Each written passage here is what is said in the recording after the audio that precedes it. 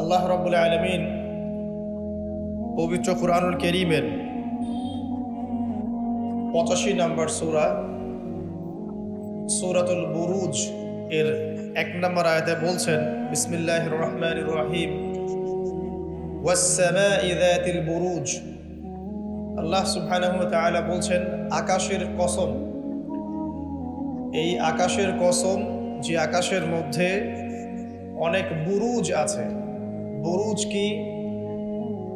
বুরুজ হচ্ছে বিশাল বিশাল সব নক্ষত্র, অর্থাৎ প্রকাণ্ড আকৃতির নক্ষত্র সম্বলিত আকাশের কসম। তার মানে আমরা বুঝতে পারলাম যে এই মহাবিশ্বে অনেক প্রকাণ্ড আকৃতির গ্রহ নক্ষত্র আছে। যারা আমরা একটু সায়েন্স পড়াশোনা করেছি তারা জানি যে আমাদের এই সৌরজগৎটা খুবই ক্ষুদ্র একটা জায়গা জুড়ে আছে। এইরকম সৌরজগৎ আছে শত শত কোটি কোটি, এবং এমন কোটি কোটি সৌরজগৎকে নিয়ে একটা গ্যালাক্সি হয়। আর এমন অনেকগুলো গ্যালাক্সি, এরকম লক্ষ লক্ষ গ্যালাক্সি নিয়ে ছায়াপথ হচ্ছে, যেটাকে আমরা কোরআনের ভাষায় বলছি আসমান। আর এইরকম আসমানের সংখ্যা হচ্ছে একটা দুইটা না, বরং 7টা। তার মানে মহাকাশে 7 আসমান আছে। যে আসমানের কোনো একটা গ্যালাক্সির, কোনো এক সৌরজগতের, কোনো একটা গ্রহের, কোনো একটা দেশে, ওই দেশের কোনো একটা জেলায়, ওই জেলার কোনো এক থানায়, ওই থানার কোনো এক গ্রামে আপনি এখন বসে আছেন আর আমি দাঁড়িয়ে লেকচার দিচ্ছি।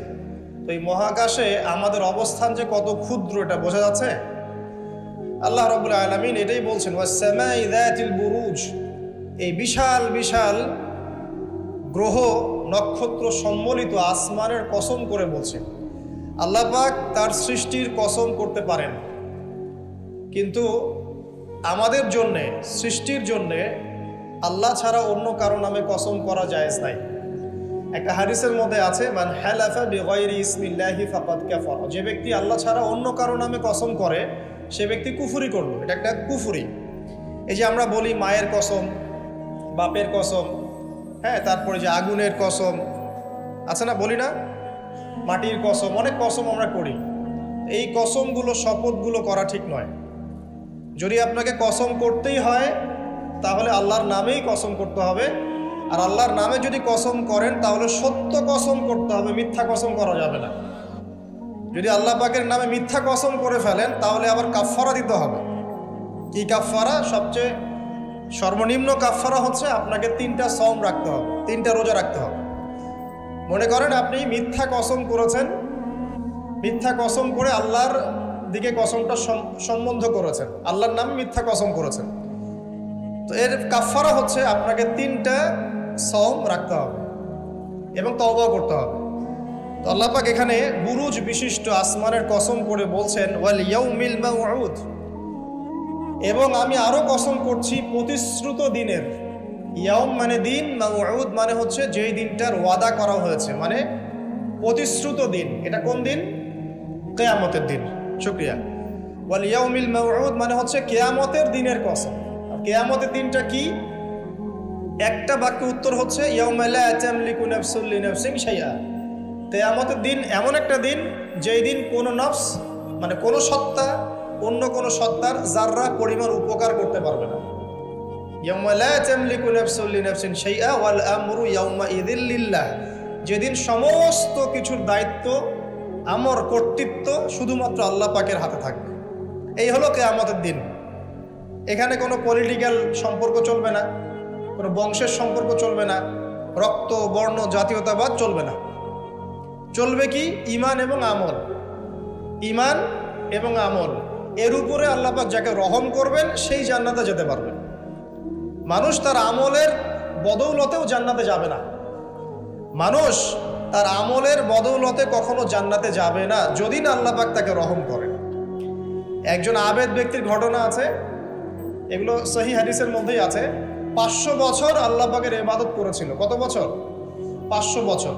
তাকে যখন বলা হচ্ছে যে তুমি আল্লাহর রহমতে জান্নাতে যাও, সে বলে বসেছিল যে, বা বলে বসবে কিয়ামতের মাঠে, যে আমার আমলের বদৌলতে।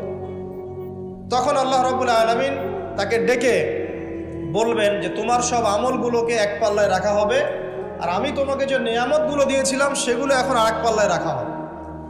দেখা যাবে দুই চোখের নিয়ামতের চাইতে 500 বছরের ইবাদত কম হয়ে যাবে। তাহলে এই হলো আল্লাহ পাকের রহমতের একটা আমি নমুনা দিলাম যে আল্লাহ পাকের রহমত ছাড়া কেউ জান্নাতে যেতে পারবে না। ওয়াল ইয়াউমিল মাউউদ মানে কিয়ামতের দিন, সেই দিন যেদিন কোন নাফসের উপকার করতে পারবে না, পৃথিবীর কোনো সম্পর্ক সেখানে টিকবে না। সূরা আবাসার মধ্যে আল্লাহ পাক বলছেন ইয়াউমা ইয়াফিরুল মারউ মিন আখি, যেদিন ভাই থেকে পালিয়ে যাবে, ওয়া উম্মিহি ওয়া আবি, মানুষ তার বাবা এবং মা থেকে পালিয়ে যাবে, ওয়া সাহিবাতিহি ওয়া বানি, তার স্ত্রী পুত্র সন্তান এগুলো থেকে মানুষ পালিয়ে যাবে। লিকুল্লি ইমরিইম মিনহুম ইয়াউমাইযিন শা'নু ইউগনি, সেই দিন প্রত্যেক মানুষ নিজের নফসের কথা নিয়েই ব্যস্ত থাকবে। সবাই বলবে ইয়া নাফসি ইয়া নাফসি। তবে শুধু একজন ব্যক্তি আছেন এই পুরো মহাবিশ্বে, যিনি বলবেন ইয়া উম্মতি ইয়া উম্মতি। তিনি কে? আমাদের প্রিয় নবী মুহাম্মদুর রাসূলুল্লাহ সাল্লাল্লাহু আলাইহি ওয়াসাল্লাম, এই একমাত্র মানুষ যিনি আল্লাহ পাকের সামনে কিয়ামতের মাঠে বলবেন ইয়া উম্মতি ইয়া উম্মতি, হায় আমার, হে আল্লাহ আমার উম্মত, হে আল্লাহ আমার উম্মত। আজকে সেই নবীর আদর্শ আমরা ভুলে গেছি। সেই নবীর সুন্নত পালন করতে গেলে লজ্জা লাগে। ইয়াং জেনারেশন দেখবেন বিটিএস এর সুন্নত পালন করে, ওই যে ম্যানচেস্টার ইউনাইটেডের সুন্নত ফলো করছে, হ্যাঁ, ক্রিকেট প্লেয়ার, ওই যে ফুটবল প্লেয়ার, বলিউডের নায়ক, বলিউডের নায়িকা, হলিউডের নায়ক নায়িকা, এগুলোর সুন্নত ফলো করছে। তো রাসূলুল্লাহ সাল্লাল্লাহু আলাইহি ওয়াসাল্লামের সুন্নাহ মতো দাড়ি রাখতে লজ্জা লাগে, তার মতো কাপড় পরতে লজ্জা লাগে, হ্যাঁ, তার আদর্শটাকে ফলো করতে লজ্জা লাগে। অথচ সেই মানুষটাই কিয়ামতের মাঠে এই উম্মতের পক্ষে কথা বলবেন যে হে আল্লাহ আমার উম্মত, আমার উম্মত। আর এই মানুষটাকেই জীবিত অবস্থায় 15 বার হত্যা করার চেষ্টা করা হয়েছিল। কাকে? নবী মুহাম্মদ সাল্লাল্লাহু আলাইহি ওয়াসাল্লামকে। বিস্তারিত জানতে বিশ্ববিখ্যাত বই আর রাহিকুল মাখতুম এটা পড়ে দেখেন। জীবন রাসূল সাল্লাল্লাহু আলাইহি ওয়াসাল্লামের পবিত্র জীবনের উপরে একটা সেরা বই আর রাহিকুল মাখতুম পড়ে দেখেন। তাকে প্রায় 15 বার হত্যা করার চেষ্টা করা হয়েছে এবং তাকে প্রায় 16টা গালি খেতে হয়েছে সারা জীবনে। কতগুলা? যার চরিত্রের মধ্যে যাররা পরিমাণ কোনো পঙ্কিলতা নাই, তাকে মানুষ 16টা গালি দিয়েছে। মানুষ বলেছে এই ব্যক্তি জাদুকর, সাহির, নাউজুবিল্লাহ। এই ব্যক্তি কাযযাব, নাউজুবিল্লাহ, মিথ্যাবাদী। মিথ্যাবাদী না, কাযযাব মানে মহামিথ্যাবাদী। কাযযাব মানে কি? মহামিথ্যাবাদী। তারপরে বলা হচ্ছে এই ব্যক্তি সাহির, জাদুকর। এই ব্যক্তি হচ্ছে মজনুন, পাগল। এগুলো মানুষ বলেছে আইয়ামে জাহিলিয়াতের মানুষ। তো এই যে আবু জাহেল, আবু লাহাবরা যে কথাগুলো বলেছিল, আজকের এই সো কল্ড বাক স্বাধীনতার যুগে কিছু মানুষ এই কথা বলে না? বলে না? তো এরা কার উত্তরসূরি বুঝতে পারছেন? নবী সাল্লাল্লাহু আলাইহি ওয়াসাল্লাম বলছেন তোমরা সবাই শুধু বলো কুলু লা ইলাহা ইল্লাল্লাহ তুফলিহুন। হে আমার চাচারা, কুরাইশ বংশের যারা আছেন আপনারা, ইয়া মা'শারাল কুরাইশ, আপনারা শুধু বলেন কুলু লা ইলাহা ইল্লাল্লাহ, খালি একবার বলেন যে লা ইলাহা ইল্লাল্লাহ তুফলিহুন, আপনারা সফল হয়ে যাবেন, আরব আজম উভয়ের রাজত্ব পাবেন। নবীজি বলছেন। তখন আবু লাহাব হাততালি দিয়ে বলছিল আলিহাযা জামা'তানা, এই জন্যে আমাদেরকে এখানে একত্রিত করেছ? তখনই হাততালি দিয়ে পাথর নিয়ে রাসূল সাল্লাল্লাহু আলাইহি ওয়াসাল্লামের দিকে নিক্ষেপ করেছে। নাউযুবিল্লাহ। তো তখনই আল্লাহ পাক আয়াত নাজিল করলেন। কোন আয়াত? তাব্বাত ইয়াদা আবি লাহাবিন ওয়া তাব, ধ্বংস হোক আবু লাহাবের দুই হাত, যে দুই হাত দিয়ে সে পাথর নিক্ষেপ করেছে, ওয়া তাব্বা, এবং সে নিজেও ধ্বংস হোক। দেখেন, কিয়ামত পর্যন্ত কোরআন থাকবে না, এই সূরাটা থাকবে না। তো কিয়ামত পর্যন্ত মানুষ কোরআন তেলাওয়াতের মধ্য দিয়ে আবু লাহাবকে গালি দিবে, দিবে না? কিয়ামত পর্যন্ত মানুষ কোরআন তেলাওয়াতের মধ্য দিয়ে আবু লাহাবকে কিন্তু অভিসম্পাত করতে থাকবে যে তুমি ধ্বংস হও, তোমার দুই হাত ধ্বংস হোক। এই হলো নবী সাল্লাল্লাহু আলাইহি ওয়াসাল্লামের শান। তাকে কষ্ট দিচ্ছে মানুষ, বলছে যে মুহাম্মদ সাল্লাল্লাহু আলাইহি ওয়াসাল্লাম এমন ব্যক্তি যার সন্তান জীবিত থাকে না, পুত্র সন্তান জীবিত থাকে না। তখন আল্লাহ রাব্বুল আলামিন আয়াত নাজিল করলেন, ইন্না আ'তাইনাকাল কাউসার, নিশ্চয়ই আমি আপনাকে কাউসার, মহান মর্যাদা দিয়েছি। এটা শুধু হাউজে কাউসারই নয়, কিন্তু হাউজে কাউসার সহ এই যে দুনিয়ার তার সম্মান, তার নাম শুনলে আমরা দরুদ পড়ি, তার ইজ্জত, তার শান শওকাত, এগুলোও কাউসার, সবই কাউসার। তো নিশ্চয় আমি আপনাকে কাউসার দিয়ে দিয়েছি, ফাসাল্লি লিরাব্বিকা ওয়ানহার। আপনি মন খারাপ করেন না, আপনি আপনার রবের জন্য সালাত আদায় করেন, তার পথে স্যাক্রিফাইস করেন। কুরবানি মানে শুধু কিন্তু পশু কুরবানি নয়, এখানে তার পথে আত্মত্যাগ করা, যেটা রাসূল সাল্লাল্লাহু আলাইহি ওয়াসাল্লাম সারা জীবন করে গেছে। ইন্না শানিয়াকা হুয়াল আবতার, নিশ্চয়ই আপনার যারা শত্রু এরা সব নির্বংশ হয়ে যাবে। তো ওই যে আবু জাহাবের আবু জাহেলের সুন্নতগুলো কিন্তু এখনো চালু আছে। দেখবেন সুযোগ পেলেই মানুষ রাসূলুল্লাহ সাল্লাল্লাহু আলাইহি ওয়াসাল্লামের পবিত্র চরিত্র নিয়ে কথা বলে। তো যারা অজ্ঞ তাদের ব্যাপারে আমাদের আফসোস অতটা নয় যতটা আমাদের এই মুসলিম যুবকদেরকে নিয়ে আমাদের আফসোস। এই মুসলিম পরিবারে জন্মগ্রহণ করার পরেও আজ পর্যন্ত কেউ রাসূলের জীবনী পড়ে দেখলো না, আজ পর্যন্ত রাসূলের সুন্নাত ফলো করার সুযোগ হলো না, তৌফিক হলো না। 5 ওয়াক্ত নামাজটুকু পড়তে পারছেন না, দাড়িটা ছাড়তে পারছেন না, টাকনুর উপরে কাপড় উঠাতে পারছেন না, হারাম রিজিক ছাড়তে পারছেন না, মাদক ছাড়তে পারছেন না, জিনা পর্ন ছাড়তে পারছেন না, অথচ আপনি রাসূলুল্লাহ সাল্লাল্লাহু আলাইহি ওয়াসাল্লামের উম্মত।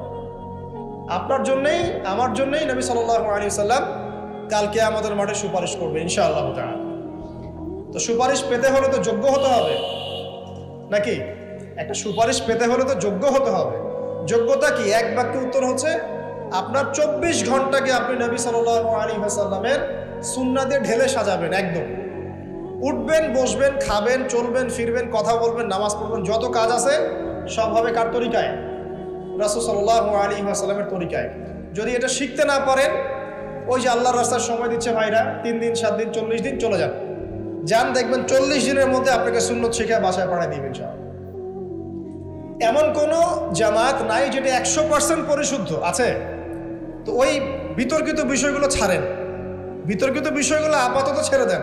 সুন্নতটা তো শিখাবে আপনাকে তো নামাজটা শিখাবে, জামাতে নামাজের পাবন্দি শিখাবে, হাদিস চর্চা শিখাবে, তালিম করা শিখাবে, দাওয়াত দেওয়া শিখাবে। এটুক শিখে চলে আসে। কমপক্ষে আপনি আপনার ব্যক্তি জীবনটাতে রাসূলের সুন্নাহটা প্রতিষ্ঠা করেন।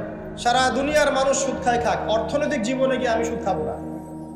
প্রয়োজনে কৃষিকাজ করে খাবো, মাছ চাষ করে খাবো, গরু ছাগল প্রতিপালন করবো, তারপরও সুদ খাবো।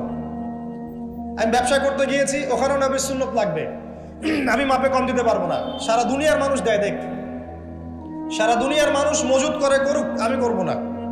সারা দুনিয়ার ব্যবসায়ীরা কালোবাজারি করে করুক, আমি করব না। একজন মুসলিম যুবকের চরিত্র হবে আপনি।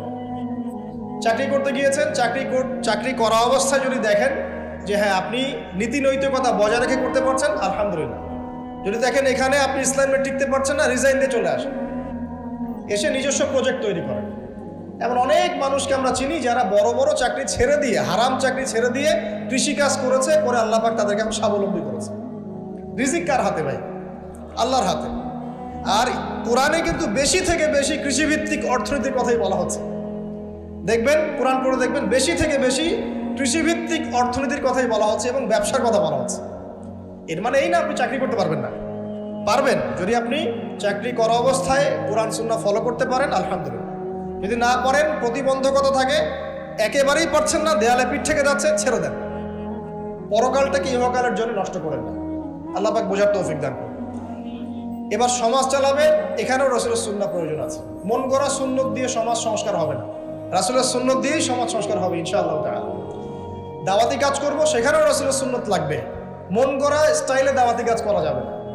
যেটা বলবো, যেটা করব, যেটা মানুষের জন্য কল্যাণকর মনে করবো, এটা রাসূলের পক্ষ থেকে দলিল থাকতে হবে।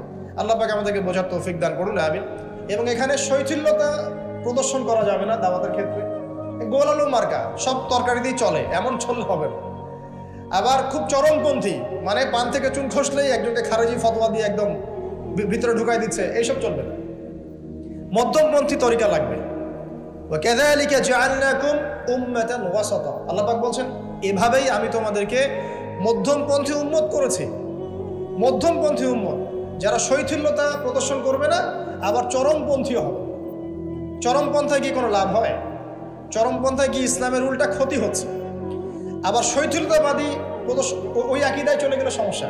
তখন দেখা যাবে হারাম হালাল সব বুলাই ফেলছেন, আর একটা গোলালু মার্কা কনসেপ্ট নিয়ে কবরে যাওয়া লাগতেছে। আল্লাহ পাক বোঝার তৌফিক দান করুন, আমিন। তো এক কথায় প্রিয় ভাইয়েরা, ওই কিয়ামতের মাঠে রাসূলুল্লাহ সাল্লাল্লাহু আলাইহি ওয়াসাল্লামই একমাত্র সত্তা যিনি পুরো উম্মার জন্য সুপারিশ করবেন ইনশাআল্লাহ। তো সেই সুপারিশ পাওয়ার যোগ্য হতে হলে আমাদের চলনে বলনে কথায় কাজে ব্যবসা অর্থনীতি সব ক্ষেত্রে রাসূলের সুন্নাহকে সর্বোচ্চ অগ্রাধিকার দিতে হবে। অনেক আদর্শের কথা আমরা বলি, সবচেয়ে সেরা আদর্শ মুহাম্মদ সাল্লাল্লাহু আলাইহি ওয়াসাল্লাম, তার আদর্শের উপরে কোনো আদর্শ নাই।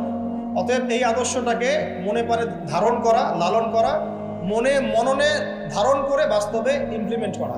আল্লাহ পাক আমাদেরকে তৌফিক ইনায়াত করুন, আমিন। তো প্রিয় ভাইরা, কিয়ামতের মাঠ সম্পর্কে অনেক ভয়াবহ চিত্র আছে, আজকে আমি সেটা বলার সুযোগ পাচ্ছি না।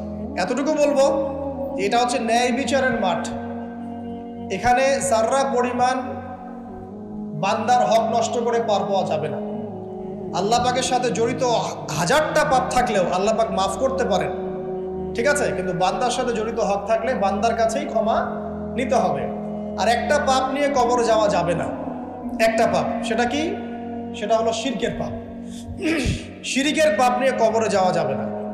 বেঁচে থাকতেই শিরিকের সাথে সম্পৃক্ত যত আকীদা আমল আছে তওবা করতে হবে, ছাড়তে হবে। আল্লাহ রাব্বুল আলামিন আমাদেরকে শিরিক এবং কুফর থেকে হেফাজত করুন, আমিন। আল্লাহ পাক এর পরের আয়াতে বলছেন ওয়া শাহিদিন ওয়া মাশহুদ। একটা চমৎকার ঘটনা আসবে সামনে ইনশাআল্লাহ, মনোযোগ ধরে রাখেন। আল্লাহ বলছেন ওয়া শাহিদিন ওয়া মাশহুদ, আমি আল্লাহ কসম করছি শাহেদের এবং মাশহুদের। শাহেদ কি? তাফসীরের কিতাবে এসেছে শাহেদ মানে হচ্ছে জুমার দিন। কোন দিন? জুমার দিন। এই যে দেখেন, জুমার দিনে মুসলিমদের একটা কাজ কমন, সেটা হলো গোশতের দোকানে দাঁড়িয়ে গরুর গোশত কেনা। সকাল সকাল দেখবেন জুমার দিনে হাজির কসাইয়ের দোকানে, আজকে জুমার দিন গরু খাইতেই হবে, নাকি ভাই? কথাটা কি ঠিক না বেঠিক? দেখবেন শহরের যতগুলো কসাইখানা আছে সকাল সকাল হাজির, জুমার দিন গোশত খাইতে হবে। অথচ জুমার দিনটা এত ইম্পর্টেন্ট, এই দিনে দোয়া কবুল হয়। যে কোনো দোয়া আল্লাহর কাছে চাবেন, কবুল হবে। এই দিনে সূরা কাহাফ পড়তে হয়, এই দিনে তাড়াতাড়ি মসজিদে আসতে হয়, গোসল করে সুগন্ধি মেখে সুন্দর কাপড় পরে ইমামের কাছাকাছি এসে বসতে হয়। তাহলে প্রত্যেক কদমে 1 বছরের রোজা, 1 বছরের তাহাজ্জুদের নেকি হয়। তো জুমার দিন খুবই ইম্পর্টেন্ট। দেখবেন জুমার দিনে কি করে? গরুর গোশত খাবে, খাওয়াই লাগবে। মুরগি খাওয়া তো যাবেই না, সবজি খাওয়া যাবেই না, ঠিক আছে। তারপরে স্ত্রী সন্তান বউ বাচ্চা কিনে সকাল সকাল বেরোয় চলে গেলাম, সারা বিকেল ঘুরতেছি, রাত্রে ঘুরতেছি, সন্ধ্যায় ঘুরতেছি। মানে ওই দিনটা দেখবেন গান বাজনা, পার্টি, এই বিয়ের অনুষ্ঠান, এই জন্মদিন, এই ওরিয়েন্টেশন, এই অমুক তমুক সব জুমার দিনে। অথচ জুমার দিনটাকে আল্লাহ পাক দিয়েছেন ওয়া শাহিদ, সাক্ষ্যদাতা। মানে জুমার দিন আপনাকে সাক্ষী দিবে আপনি এই দিন কি করেছেন। জুমার দিনের কাজগুলো পড়ে নেবেন বই থেকে। আল্লাহ পাক তৌফিক দান করুন, আমিন। ওয়া মাশহুদ, এবং মাশহুদের কসম করছি। মাশহুদ কি? মাশহুদ মানে আরাফার দিন। কোন দিন? আরাফার দিন। এটা কোন দিন? যুব সমাজকে জিজ্ঞাসা করেন, বলতে পারবে না। আরাফার দিন কোন দিন? এখনকার তরুণ প্রজন্ম দেখেন, আরাফার দিন কোন দিন বলতে পারবে না। জিজ্ঞাসা করেন পর্যায় সারণীতে ওই যে মৌলের নাম, হাইড্রোজেন থেকে একদম শেষ পর সব বলে দিবে। পারমাণবিক ভর, পারমাণবিক সংখ্যা সব বলে দিবে। ফিজিক্সের প্রশ্নগুলো জিজ্ঞাসা করেন, সব বলে দিবে। ওই যে হায়ার ম্যাথ আছে, হায়ার ম্যাথের প্রশ্ন বলে দিবে। বায়োলজির যে কঠিন কঠিন বৈজ্ঞানিক নামগুলো আছে না, ব্যাঙের বৈজ্ঞানিক নাম, অমুকের তমুকের, মানুষ সব বলে দিবে। বলেন মাশহুদ কাকে বলে? ও শাহিদি ওয়া মাশহুদ, আয়াতটা শুনছো কখনো? বলবে শুনি নাই। এই হলো অবস্থা, শিক্ষা সিস্টেমের এই হলো অবস্থা। কেউ কি বলেছে যে ডাক্তার হওয়া যাবে না, ইঞ্জিনিয়ার হওয়া যাবে না, বা জেনারেল লাইনে পড়া যাবে না? এমনটা কি কেউ বলেছে? কিন্তু কোরআন সুন্নাহর জ্ঞানকে বিসর্জন দিয়ে, ওই জ্ঞানটাকে বিসর্জন দিয়ে তোমাকে ডাক্তার হতে হবে? আমার তো মাঝে মাঝে মনে হয় যে এইসব সেকশনে এই সায়েন্টিফিক পড়াগুলোর পাশাপাশি মানবিক কিছু পড়াশোনা দেওয়া দরকার। আগে মানুষ বানানো দরকার, কিভাবে পেশেন্টদের সাথে ভালো ব্যবহার করতে হয় শেখানো দরকার, কিভাবে একজন অসুস্থ মানুষের সাথে ভালো বিহেভ করতে হয় শেখানো দরকার। খালি কিভাবে ইনজেকশন পুশ করতে হয় আর কিভাবে ওষুধ দিতে হয় এইটুকু শেখানো যথেষ্ট না। একটা বিহেভিয়ার, মানবতা শেখানো দরকার। একটা ইঞ্জিনিয়ারকে শেখান যে চুরি করা হারাম, তাকে শেখান আগে, নাহলে বড় হয়ে অনেক বড় ইঞ্জিনিয়ার হতে পারে কিন্তু দেখবেন ভিতরে চুরি করছে। তো একটা মানবিক শিক্ষার দরকার আছে, হিউম্যান বিহেভিয়ার শেখানো দরকার। তো এই শিক্ষাগুলো কে দিবে? কোরআন দিবে, হাদিস দিবে, রাসূলের সুন্নাহ দিবে। তখন গিয়ে তো সে পরিপূর্ণ মানুষ হবে। আর যাদের মধ্যে এই দুইটা শিক্ষা একত্রিত হবে দেখবেন তারা সোনার মানুষ হবে। তো এই দুইটা শিক্ষা কি আমরা অর্জন করতে পারি না? কেউ কি বলেছে জেনারেল লাইনে পড়া বাদ দিয়ে দাও, বাদ দিয়ে একদম সবাই মৌলবী হয়ে যাও? সবাই যদি আলেম হয়ে যায় তাহলে ভাই সামরিক ক্ষেত্রে কে কাজ করবে, প্রশাসনে কে কাজ করবে, জনপ্রতিনিধি কে হবে, ইসলামিক ব্যাংকিং সেকশনকে চালাবে? ঠিক আছে না? সব সেকশনে মানুষের প্রয়োজন আছে না? তো সব সেকশনে মানুষের দরকার আছে, কিন্তু সেই মানুষগুলোর আত্মাটাকে কোরআন সুন্নাহর আধ্যাত্মিকত্ব দিয়ে ঢেলে সাজাতে হবে।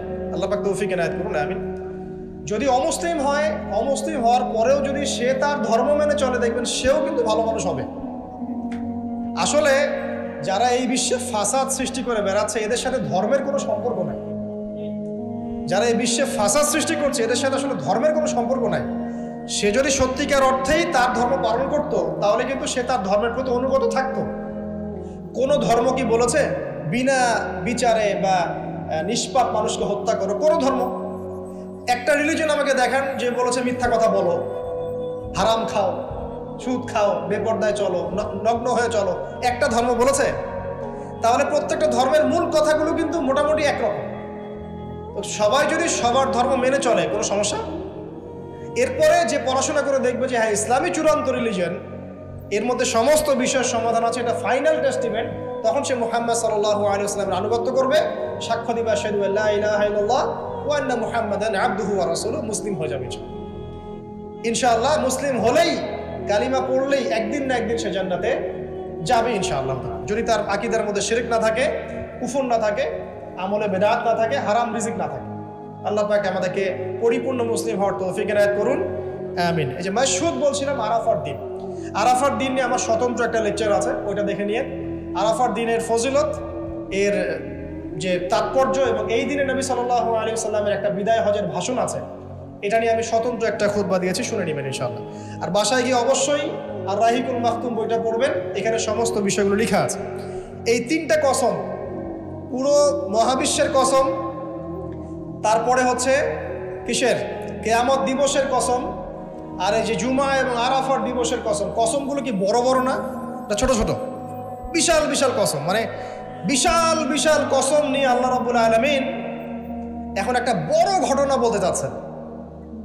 সিকোয়েন্সটা দেখেন, বড় বড় কিছু কসম আল্লাহ করলেন, মহাবিশ্বের কসম, বিশাল বিশাল নক্ষত্রের কসম, ঠিক আছে? জুমার দিন বড় দিন, আরাফার দিন বিশাল দিন, এবং কিয়ামতের দিন একটা ভয়াবহ বিশাল দিন। এই সমস্ত বিশাল বিশাল বিষয়গুলোর কসম করে আল্লাহ পাক বলছেন কুতিলা আসহাবুল উখদুদ।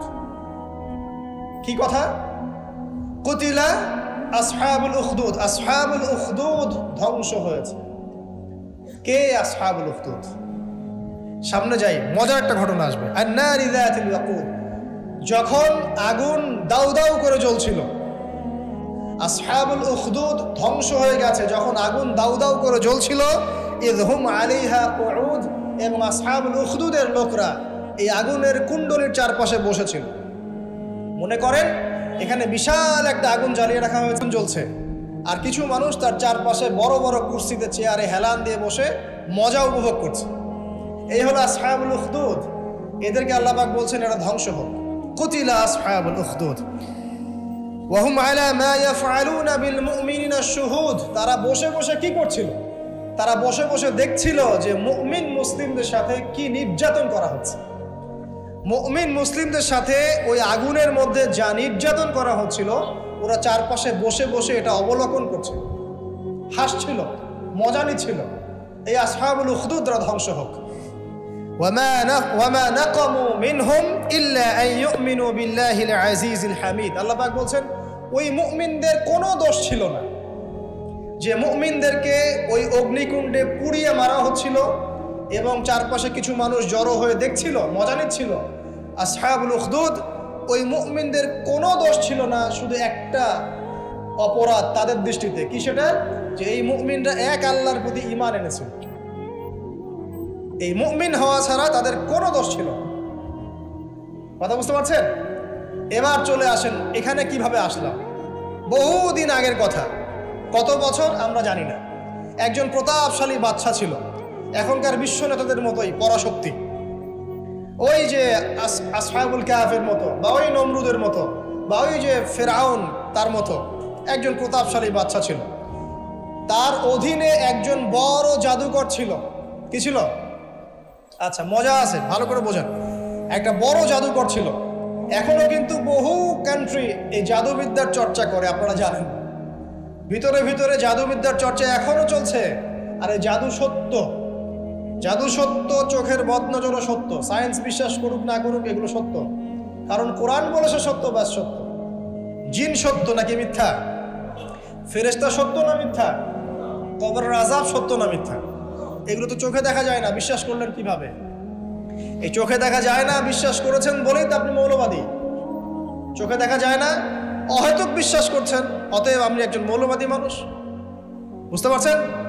তো এই বিষয়গুলো বিশ্বাস না করলে কি আপনি মুমিন হতে পারবেন?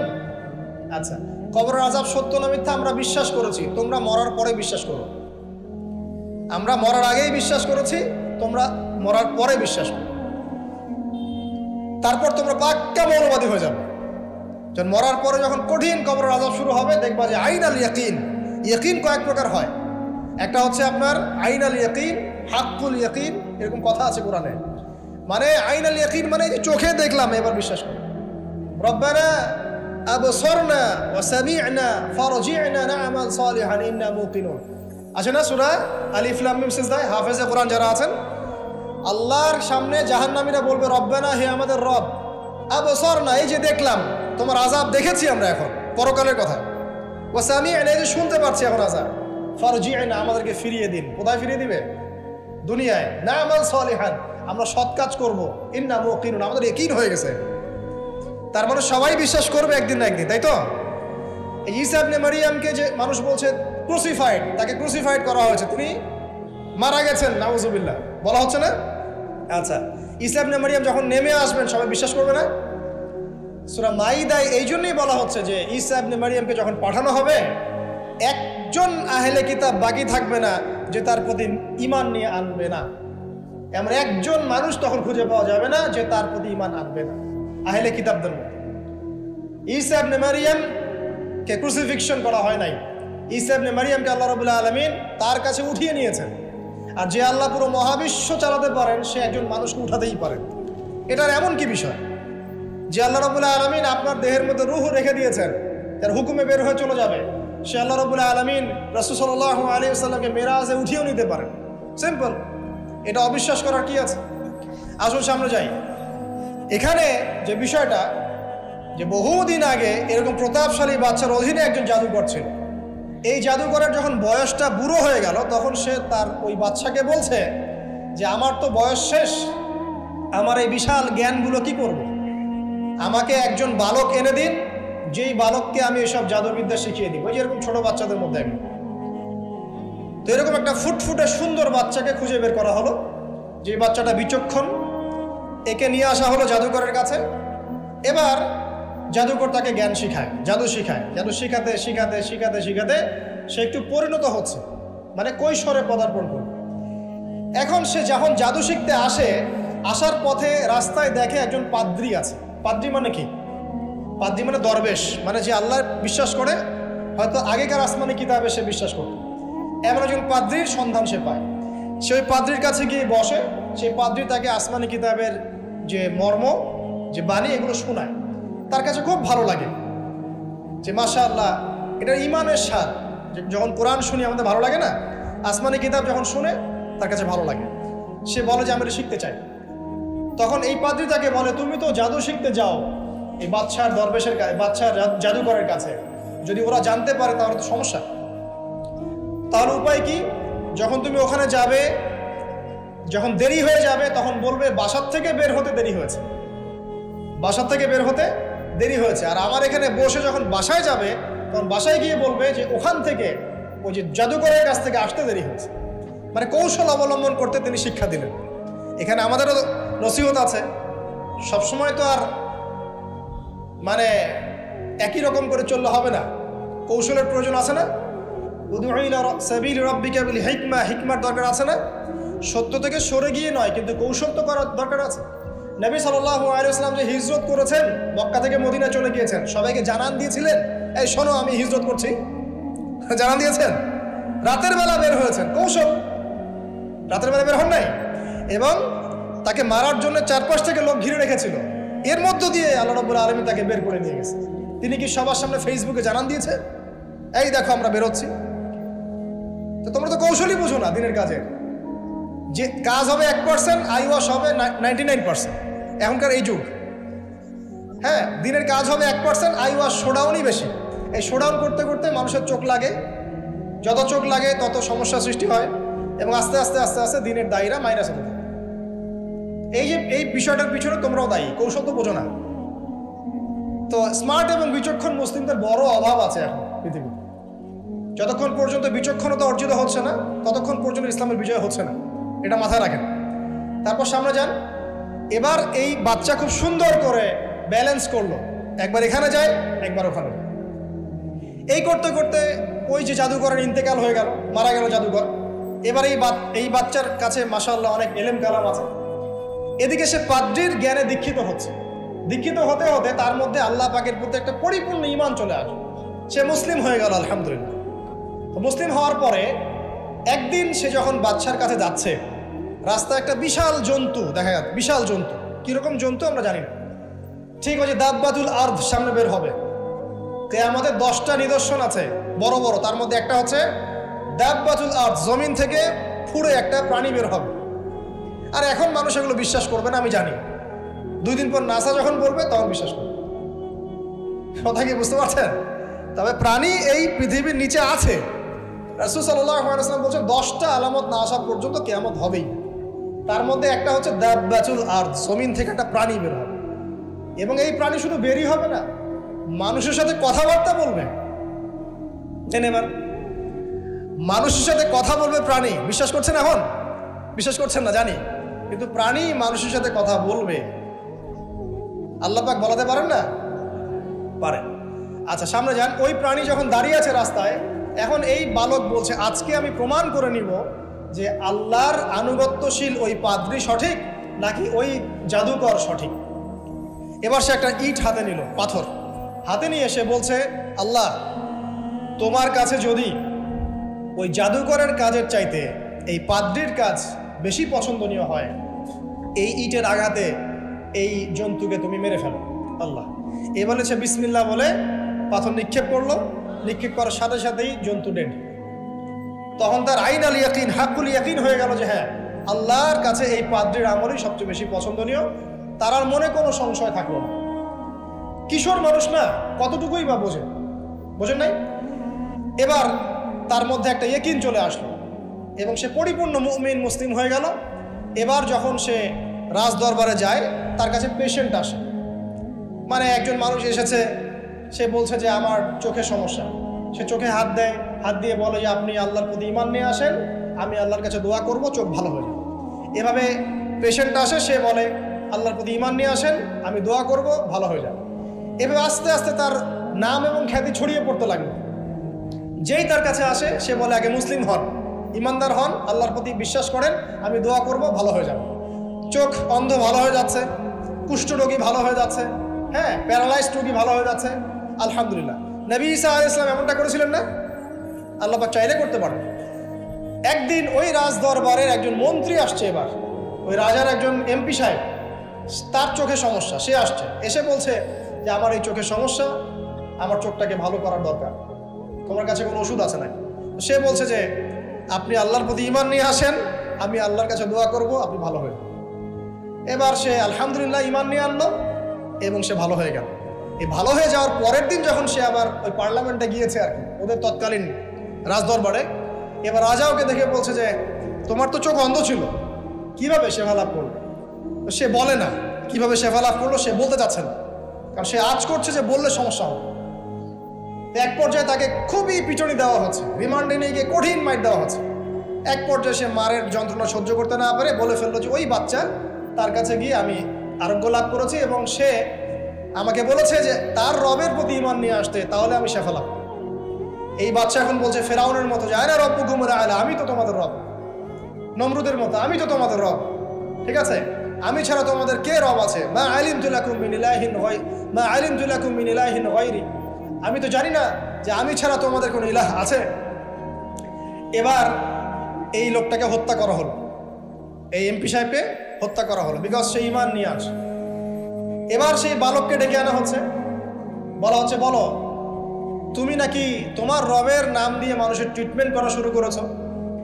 তখন সেই বালক বলছে হ্যাঁ, আমি এক আল্লাহর প্রতি বিশ্বাস করি এবং তার রাসূলের প্রতি বিশ্বাস করি, তার প্রেরিত আসমানি কিতাবে বিশ্বাস করি।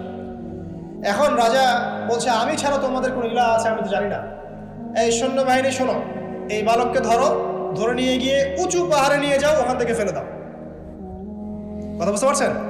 এবার তাকে নিয়ে যাওয়া হলো, ক্রস ফায়ার দেওয়া হবে, এবার উপরে নেওয়া হয়েছে একদম পাহাড়ের উপরে।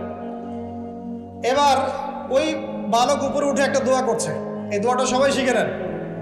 ওই বালক উপরে উঠে দোয়া করছে আল্লাহুম্মা কফিনিহিম বিমা শি'তা, আল্লাহুম্মা কফিনিহিম বিমা শি'তা, আল্লাহুম্মা কফিনিহিম বিমা শি'তা। পাহাড় থরথর করে কাঁপা শুরু করলো এবং ওই সৈন্যবাহিনী পাহাড় থেকে পড়ে গেল, বালকের কিচ্ছু হলো না।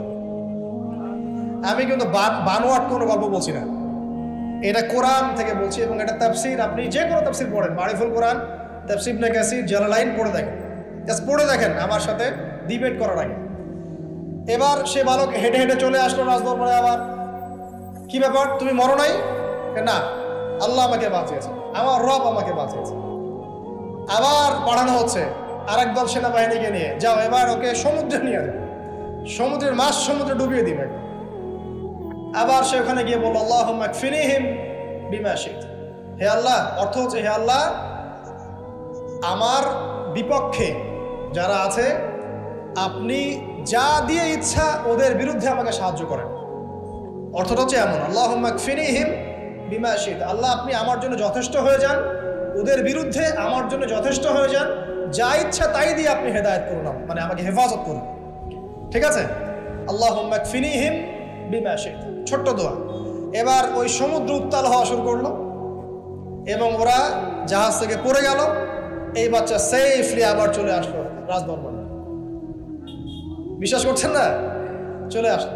এবার আসার পরে বলছে শোনেন, আমাকে এভাবে মারতে পারবেন না, আমাকে এইভাবে মারা যাবে না, আমি আপনাদেরকে বলে দিচ্ছি কিভাবে আপনি আমাকে মারতে পারবেন।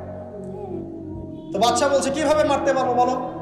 তখন সেই বাচ্চাটা বলছে যে আপনি সমস্ত এলাকার মানুষকে এক জায়গায় জড়ো করবেন, মানে পুরো নেশনের যত মানুষ সবাইকে একটা মাঠে নিয়ে আসবেন, মাঠের মাঝখানে একটা গাছ রোপণ করবেন বা একটা কিছু স্তম্ভ নির্মাণ করবেন, সেখানে আমাকে বেঁধে ফেলবেন। বেঁধে ফেলার পরে আমার এই ধনুক থেকে একটা তীর বের করবেন, তীর বের করে আপনি নিজ হাতে এই তীরটাকে নিশানা দিবেন, দিয়ে বলবেন বিসমিল্লাহ আল্লাহর নামে, বিসমিল্লাহ আল্লাহর নামে, বিসমিল্লাহি রব্বি হাযাল গোলাম বলে ছুড়বেন।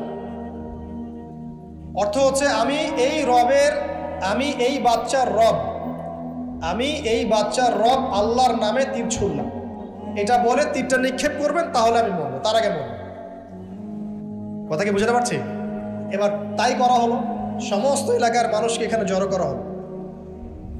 কথাটা ভালো করে বোঝেন, সমস্ত এলাকার মানুষ মানে কি ওই এলাকার সব মানুষ, মানে মুমিন কাফের যে আছে সবগুলাকে একত্রিত করা হলো। করার পরে বাচ্চাটাকে এভাবে একটা জায়গায় বেঁধে দেওয়া হয়েছে, খেজুর গাছে, তাফসীরে এসেছে খেজুর গাছে। এবার সে এখান থেকে তীর বের করে বাচ্চা বলছে বিসমিল্লাহি রব্বি হাযাল গোলাম, নিক্ষেপ করলো। তীরটা ঠিক, আল্লাহ পাকের দৃষ্টি দেখেন এত সূক্ষ্ম, ওইটাই বর্ণনা করেছেন। তীরটা ঠিক বাচ্চার এই জায়গায় লেগেছে, এই যে মাথার এখান থেকে লেগে এদিকে বের হয়ে গেছে। হ্যাঁ, কি বুঝি না? ছেলেটা বাচ্চা ওই বাচ্চা ছেলেটার এই যে কপালের এই পার থেকে এই পার পর্যন্ত তীর চলে গেল এবং বাচ্চাটা শহীদ হয়ে গেল আলহামদুলিল্লাহ। এবং এই বাচ্চাটা যখন মারা গেল বা শহীদ হয়ে গেল, আর সারা এলাকার মানুষ কি দেখলো যে বাচ্চা তাকে দুইবার চেষ্টা করে মারতে পারে নাই, কিন্তু তার রবের নাম যখন নেওয়া হয়েছে, আল্লাহর নাম নেওয়া হয়েছে, মারতে পেরেছে। দেন পুরো এলাকার সমস্ত মানুষ মুসলিম হয়ে গেল। একজন বাচ্চার জীবনের বিনিময়ে সমস্ত এলাকার মানুষ ইসলামের হেদায়েত পেয়ে গেল আলহামদুলিল্লাহ। এবার বাচ্চার মাথা তো আরো খারাপ, একটাকেই সামলাতে পারছিলাম না, এবার তো সমস্ত এলাকার মানুষ মুসলিম হয়ে গেছে। এখন কি করবেন? এখন সেনাবাহিনীকে আদেশ করা হয়েছে সমস্ত মানুষগুলোকে জড়ো করে একটা গর্ত খোঁড়ো, একটা গর্ত খুঁড়ে সেখানে আগুন জ্বালাও, আগুন জ্বালিয়ে সমস্ত মানুষকে ফেলে দাও। দৃশ্যটাকে কল্পনা করতে পারছেন? একটা পুরো এলাকার মানুষকে একটা মাঠের মধ্যে একত্রিত করে সেখানে আগুন জ্বালিয়ে সবাইকে সেখানে ফেলে দেওয়া হলো এবং তারা চতুর্দিক থেকে এটাকে অবলোকন করতে লাগলো, মজা উপভোগ করতে লাগলো। এটাই আল্লাহ পাক বলছেন, কুতিলা আসহাবুল উখদুদ ইয হুম আলাইহা কুউদ ওয়া হুম আলা মা ইয়াফআলুনা বিল মুমিনিনা শুহুদ। শেষ পর্যায়ে তাফসীরে এসেছে, শেষ পর্যায়ে একজন মায়ের কোলে একটা ছোট্ট বাচ্চা ছিল। তো সেই মা নিজে লাফ দিবে এটাতে তার কোনো সমস্যা নেই, কিন্তু বাচ্চাটাকে নিয়ে লাফ দেওয়ার জন্য সে ইতস্তত বোধ করছে। তখন আল্লাহ রাব্বুল আলামিন সেই ছোট্ট বাচ্চাটার কোলে, সেই ছোট্ট বাচ্চাটার জবানের মধ্যে আল্লাহর কুদরত নিদর্শন নাজিল করলেন। ওই বাচ্চাটা কথা বলা শুরু করলো। সেই বাচ্চাটা বলল, লা তাখাফি ইয়া উম্মা। এটা শব্দটা এমন এসেছে, ইয়া উম্মা, হে আমার মা, লা তাখাফি, তুমি ভয় করো না, ফাইন্নাকি আলাল হক, কারণ আপনি সত্যের উপর আছেন, লাভ দিন। যারাই সে অগ্নিকুণ্ডে সেদিন লাভ দিয়েছে তারাই জান্নাতের স্বাদ পেয়েছে, আলহামদুলিল্লাহ। এই হলো আসহাবুল উখদুদের ঘটনা, যেটা আল্লাহ রাব্বুল আলামিন সূরা বুরুজের মধ্যে বলেছেন। এখানে একটাই শিক্ষণীয় বিষয়, ঈমান এর শক্তি একজন ছোট্ট বালকের মধ্য দিয়ে কিভাবে আল্লাহ রাব্বুল আলামিন পুরো নেশনকে হেদায়েত করতে পারেন, এবং আল্লাহ রাব্বুল আলামিন সমস্ত পরিকল্পনার উপরে মহা পরিকল্পনাকারী, এবং আল্লাহ সুবহানাহু ওয়া তাআলা তাদেরকে চিরস্মরণীয় করে রেখেছেন কোরআনের পাতায়। কিয়ামত পর্যন্ত মানুষ এই ঘটনা পড়বে, তাদের থেকে শিক্ষা গ্রহণ করবে না? তা আল্লাহ রাব্বুল আলামিন সবচেয়ে বেশি স্মার্ট না আমরা সবচেয়ে বেশি স্মার্ট? এরপরে আল্লাহ রাব্বুল আলামিন বলছেন যে তারা ঈমান আনা ছাড়া অন্য কোনো অপরাধ করে নাই। এই মুমিন যারা ছিল আগুনে লাফ দিয়েছে, এদের কি কোনো অপরাধ ছিল? এদের কোনো অপরাধ ছিল? কি অপরাধ ছিল? তারা শুধুমাত্র কি ছিল? মুমিন ছিল। ঈমান আনার ফলে তাদের এই পরিণতি হয়েছে, তাদেরকে অগ্নিকুণ্ডে লাফ দিতে তারা বাধ্য হয়েছে। যারা দিয়েছে তারা কি জান্নাতি না জাহান্নামী? জান্নাতি। ওই যে বালক যে একা দৃষ্টান্ত স্থাপন করে গেল এবং পুরো নেশনকে হেদায়েত দিয়ে গেল, এই বালক সফল না ব্যর্থ? আল্লাহ রাব্বুল আলামিন যদি চান তাহলে এরকম একজন দুইজন মানুষকে দিয়েও পুরো নেশনকে হেদায়েত করাতে পারেন, এবং যেটা হয়ে গেছে আগে সেটা এই যুগেও সম্ভব। সম্ভব না? শুধু সম্ভবই না, বরং আপনাদের চোখের সামনে এটা হয়েছেও, কিন্তু আপনারা সেটা বুঝতে পারেন না। আপনাদের চোখের সামনে যুগের পর যুগ এমন ঘটনা ঘটেছেও, কিন্তু আপনারা হয়তো বুঝতে পারেন নাই, ধরতে পারেন নাই। আল্লাহ রাব্বুল আলামিন এমন মানুষদেরকে দিয়ে পুরো নেশনকে হেদায়েত করেন। কিছু মানুষকে আল্লাহ পাক পরীক্ষায় ফেলেন, তাদের মধ্য দিয়ে আল্লাহ পুরো নেশনকে হেদায়েত করতে পারেন।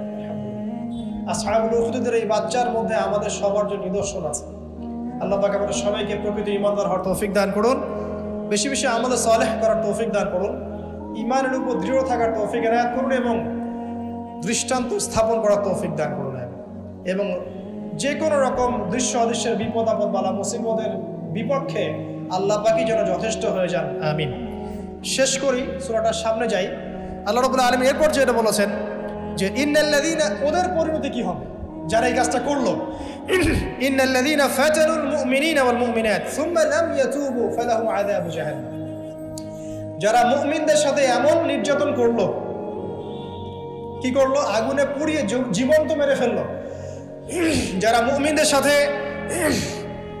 এমন দৃষ্টান্ত স্থাপন করলো, নির্যাতন করলো, ফিতনায় ফেললো এবং তওবা করে ফিরেও আসলো না, আল্লাহ পাক বলছেন নিশ্চয়ই তাদের জন্য যন্ত্রণাদায়ক শাস্তি আছে জাহান্নামে। ওয়ালাহুম আযাবুল হারিক, এবং তাদের জন্য মর্মান্তিক শাস্তি অপেক্ষা করছে। কাদের জন্য? যারা মুমিনদেরকে ফিতনায় ফেলেছে, কষ্ট দিয়েছে, নির্যাতন করেছে, নিপীড়ন করেছে। তারপর আল্লাহ পাক বলেছেন ইন্নাল্লাযীনা আমানু ওয়া আমিলুস সালিহাত লাহুম জান্নাতুন তাজরি মিন তাহতিহাল আনহার। আর যারা এই পরীক্ষায় উত্তীর্ণ হয়ে গেল, যাদেরকে আসহাবুল উখদুদরা ফেলে দিল গর্তে, যারা আগুনে লাফ দিল, অগ্নি পরীক্ষা দিল, আল্লাহ পাক বলছেন এরা সফল হয়েছে, এরা জান্নাতে যাবে যার তলদেশ দিয়ে নহর সমূহ প্রবাহিত হচ্ছে, আলহামদুলিল্লাহ। ওয়া যালিকাল ফাওজুল কাবীর, আর এটা হচ্ছে সবচেয়ে বড় সাফল্য। এটাই হচ্ছে সাফল্যের চূড়ান্ত সংজ্ঞা। দুনিয়াতে আপনি কতটুকু খাচ্ছেন, পড়ছেন, কতটুকু ব্যবসা বাণিজ্য করছেন, কতটুকু স্ট্যাটাসের মালিক, এটা বড় কথা নয়। আপনি দিন শেষে জান্নাতে যেতে পারবো কিনা, এটাই বড় কথা। যদি জান্নাতে যেতে পারি ইনশাআল্লাহ তাআলা আমরা সফল, যদি জান্নাতে যেতে ব্যর্থ হই, আল্লাহ না করুক, তাহলে আমার হচ্ছে ব্যর্থ এই মহাবিশ্বের কোনো সৃষ্টি নাই। আল্লাহ পাক বোঝার তৌফিক এনায়েত করুন, আমিন। আল্লাহ পাক এরপরে বলছেন ইন্না বাতশা রাব্বিকা লাশাদীদ। জেনে রাখো, যারা আল্লাহর বিরোধিতা করবে, তার নবী, তার আসমানি কিতাব এবং দ্বীনের বিরোধিতা করবে, তাদের জন্য আল্লাহর শাস্তি আছে। এই শাস্তিটা প্রচণ্ড কঠিন। ইন্না বাতশা রাব্বিকা লাশাদীদ, আল্লাহ পাকের শাস্তি প্রচণ্ড কঠিন। আমরা একটা কনসেপ্ট লালন করি মাথায়, আল্লাহ পাক গফুর রহিম, রহমানুর রহিম, ঠিক আছে, তাই না? একই সাথে আল্লাহ পাক কিন্তু শাদীদুল ইকাবও বটে। আল্লাহ পাক একই সাথে কিন্তু কঠোর শাস্তিদাতাও বটে। আল্লাহ এটা বলছেন ইন্না বাতশা রাব্বিকা লাশাদীদ। আল্লাহ পাক ছাড় দিচ্ছেন আমাদেরকে, ছেড়ে দিবেন না। কিন্তু তোমরা যারা এখন নামাজ পড়ছো না, সওম রাখছো না, হারাম কাজে লিপ্ত আছো, হারাম খাচ্ছ এবং জেনায়, পর্নে, মাদকে লিপ্ত আছো, অহেতুক সময় নষ্ট করছো, দিনের কোনো ফিকির নাই, আল্লাহ পাক কিন্তু সবকিছু দেখছেন, আল্লাহ পাক কিন্তু সবকিছু শুনছেন। আল্লাহ রাব্বুল আলামিন সুযোগ দিচ্ছেন, সময় দিচ্ছেন, তাই বলে কিন্তু আল্লাহ পাক ছেড়ে দিবেন না কখনো। আল্লাহ রাব্বুল আলামিন কিন্তু পুঙ্খানুপুঙ্খ হিসাব নেবেন। এটাই বলছেন ইন্না বাতশা রাব্বিকা লাশাদীদ। আল্লাহ পাকের শাস্তি কিন্তু বড়ই কঠিন। আল্লাহ পাক আমাদের সবাইকে তার শাস্তি থেকে হেফাজত করুন, আমিন। একটা এক্সাম্পল দিচ্ছি খালি, জাস্ট। আবু তালেব নাম শুনেছেন? কে ছিল? রাসূল সাল্লাল্লাহু আলাইহি ওয়াসাল্লামের চাচা। দীর্ঘদিন, বছরের পর বছর তিনি নবী সাল্লাল্লাহু আলাইহি ওয়াসাল্লামকে সাপোর্ট করেছেন। যদিও তিনি মুসলিম হননি, কিন্তু সাপোর্ট করেছেন, ফাইন্যান্সিয়াল সাপোর্ট, সোশ্যাল সাপোর্ট, তাকে সাপোর্ট দিয়েছেন। কিন্তু শেষমেশ তিনি লা ইলাহা ইল্লাল্লাহ পড়তে পারেন নাই, মুমিন মুসলিম হননি। কিন্তু নবীকে এমনভাবে সাপোর্ট দিয়েছেন যেটা আরবের কেউ দেয়নি তাকে। তাহলে এই ব্যক্তি কি পাবে পরকালে? সাহাবীরা জিজ্ঞাসা করছেন, আপনার চাচার কি হবে পরকালে? রাসূলুল্লাহ সাল্লাল্লাহু আলাইহি ওয়াসাল্লাম বলছেন, আমার চাচা আমাকে অনেক অনেক খেদমত করেছে, উপকার করেছে দ্বীনের জন্য, কিন্তু ঈমান নিয়ে আসে নাই।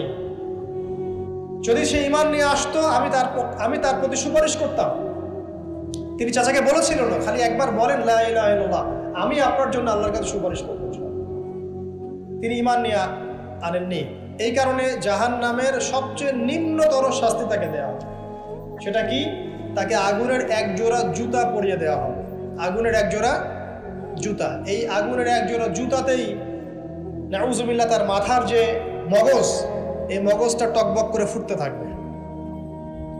ইন্না বাতশা রাব্বিকা লাশাদীদ কিভাবে বুঝাবো? এটা হলো আবু তালেবের ব্যাপার। তাহলে যারা এখন প্রকাশ্যে ইসলামের এগেইনস্টে কথা বলছে, কাজ করছে, সুন্নতের খেলাফ কাজ করছে, আমরা নামাজ পড়ছি না, সুদ খাচ্ছি, ঘুষ খাচ্ছি, দুর্নীতি করছি, আমাদের কি হবে? জাস্ট নিজের ফিকির করেন, ডান বাম সব ভুলে যান, নিজের কবরের ফিকির করেন। জাস্ট নিজের কবরের ফিকির করেন যে আপনি আমি কবরে গেলে কি করবো, এই ফিকির করেন। দেখবেন নিজে ভালো হলে সব ভালো হয়ে যাবে ইনশাআল্লাহ। নিজে ভালো হবো না, কিছুই ভালো হবে না। আল্লাহ পাক আমাদের সবাইকে আল্লাহর আযাব থেকে বাঁচান, আমিন। আল্লাহ পাক আযাবের কথা বলছেন, সাথে এটাও বলছেন ইন্নাহু হুয়া ইউবদিউ ওয়া ইউঈদ ওয়া হুয়াল গফুরুল ওয়াদুদ। আল্লাহ পাক কঠিন শাস্তিদাতা বটে, তবে আল্লাহ রাব্বুল আলামিন সবকিছু সৃষ্টি করেছেন, আবার তার দিকেই সবকিছু ফিরে আসবে, এবং তিনি হচ্ছেন পরম প্রেমময় একজন সত্তা। কেউ যদি আল্লাহকে ভয় করে ইনস্ট্যান্ট তওবা করে ফিরে আসে, তার জীবনে যত গুনাহ থাক আল্লাহ পাক মাফ করে দিবেন।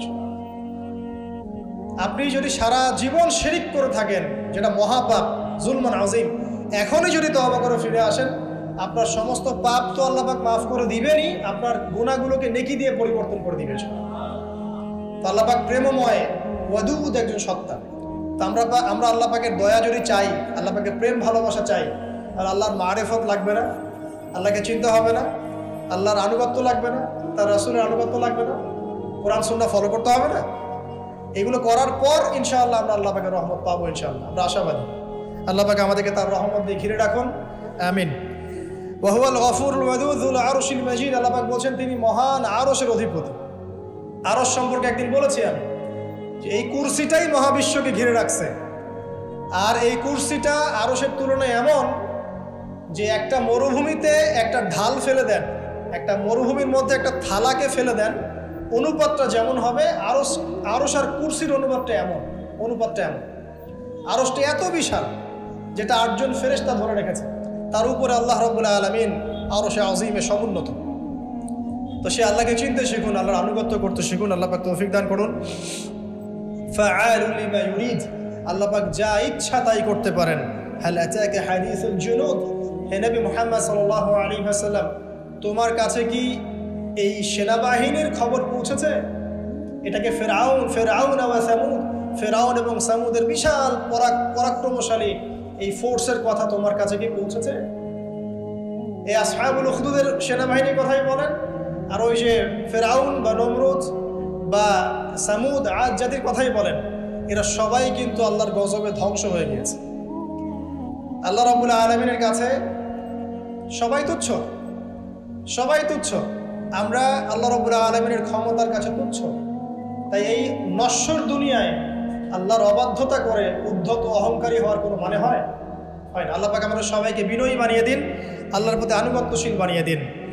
বালিল্লাযীনা কাফারু ফি তাকযীব, বরং যারা কুফরি করছে এরা তো মিথ্যা প্রতিপন্ন করছে। ওয়াল্লাহু মিন ওয়ারাইহিম মুহীত, আল্লাহ রাব্বুল আলামিন কুফারদেরকে চতুর্দিক থেকে ঘিরে রেখেছেন। বাল হুয়া কুরআনুন মাজিদ, আর এই যে কথাগুলো বলা হলো এগুলো কোনো অলীক গল্প নয়, বরং এটা হচ্ছে কুরআনুন মাজিদ ফি লাওহিন মাহফুজ, যেটা লাওহে মাহফুজ থেকে নাযিল হয়েছে। আল্লাহ রাব্বুল আলামিন আমাদের সবাইকে এই সূরাটা থেকে শিক্ষা নেওয়ার তৌফিক দান করুন।